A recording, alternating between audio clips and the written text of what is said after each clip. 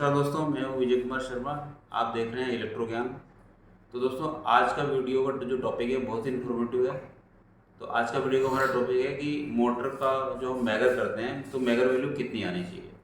तो आज की वीडियो में हम इसी को देखेंगे कि हम जब प्लांट में अपने मोटर्स जब हमें किसी मोटर को मेगर करना होता है तो हमें ये क्लियर नहीं रहता कि इसका मेगर वैल्यू मिनिमम कितना होना चाहिए ताकि हम इसको मोटर को ऑपरेशन में ला सकें। तो आज की वीडियो में हम इसी को डिस्कस करेंगे। तो आइए वीडियो को शुरू करते हैं।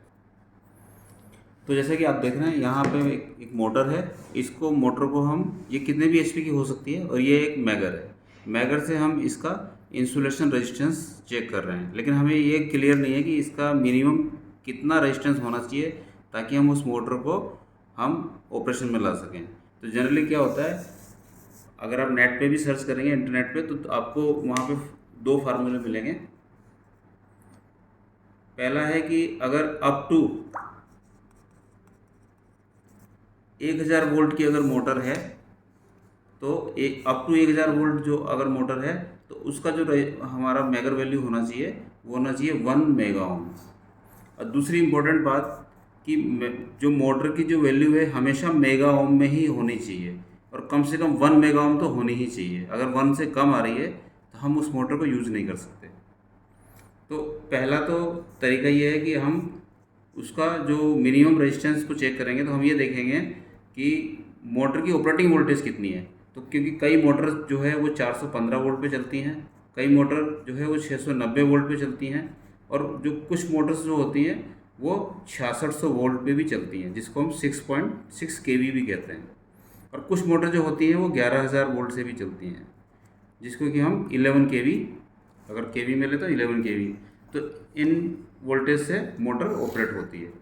तो जनरली 1000 वोल्ट तक अगर ऑपरेटिंग वोल्टेज है तो उसका मिनिमम जो रेजिस्टेंस है वो 1 मेगा ओम तो होना ही चाहिए। अगर 1 मेगा ओम से कम अगर रेजिस्टेंस आ रहा है तो हम उसको मोटर को ऑपरेट नहीं कर सकते। दूसरा, अगर नेट पे आप सर्च करेंगे तो आपको एक तरीका मिलेगा कि केवी प्लस 1। इसका मतलब क्या है कि जितना भी केवी वोल्टेज है, ऑपरेटिंग वोल्टेज जितने केवी है उसमें हम प्लस 1 कर देंगे। तो अगर 415 वोल्ट की मोटर है तो 415 को अगर हम 1000 से डिवाइड करेंगे तो पॉइंट इतना केवी हो जाएगा, यानी 0.415 केवी। अब 0.415 प्लस 1 अगर हम इसको करते हैं तो 1.415। क्या इसका मतलब क्या है कि लगभग 1.4 मेगा ओम तो होना ही चाहिए। अगर 415 वोल्ट की मोटर है तो 1.4 मेगा ओम उसका मिनिमम रेजिस्टेंस तो होना चाहिए। तो हम दोनों तरीके से इसको देख सकते हैं। हम इसको अगर अप टू 1000 वोल्ट की अगर रेंज में हम देखते हैं तो 1 मेगा ओम निकल के आता है। तो आप ये दोनों ही वैल्यू को ले सकते हैं, लेकिन मिनिमम 1 मेगा ओम तो होना ही चाहिए। तो ये एक तरीका है। इसी तरह से अगर मान लीजिए कोई मोटर 6.6 केवी से ऑपरेट हो रही है तो हमें क्या करना है, 6.6 प्लस 1 कर देना है। तो क्या निकल गया है, 7.6 मेगा ओम। यानी अगर कोई मोटर 6.6 केवी से ऑपरेट हो रही है तो उसका जो मिनिमम जो मेगर वैल्यू होना चाहिए वो 7.6 मेगा ओम तो होना ही चाहिए। और अगर हम इस मेथड से देखें तो केवी यानी 6600 वोल्ट अगर हम 1000 से डिवाइड करेंगे तो 6.6 केवी हो गया। तो इसका मतलब 6.6 मेगा ओम। तो ये दो वैल्यू निकल के आ रही है। अगर हम इस मेथड से हम यूज़ करेंगे, इसको यूज़ करेंगे मेथड को, तो 7.6 मेगा ओम होना चाहिए।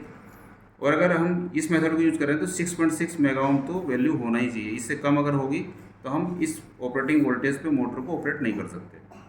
तो ये दो तरीके मैंने बताए आपको। इससे आप बड़ी आसानी से किसी भी मोटर्स को चेक कर सकते हैं और मैगर से उसकी मेगा ओम में वैल्यू को चेक कर सकते हैं।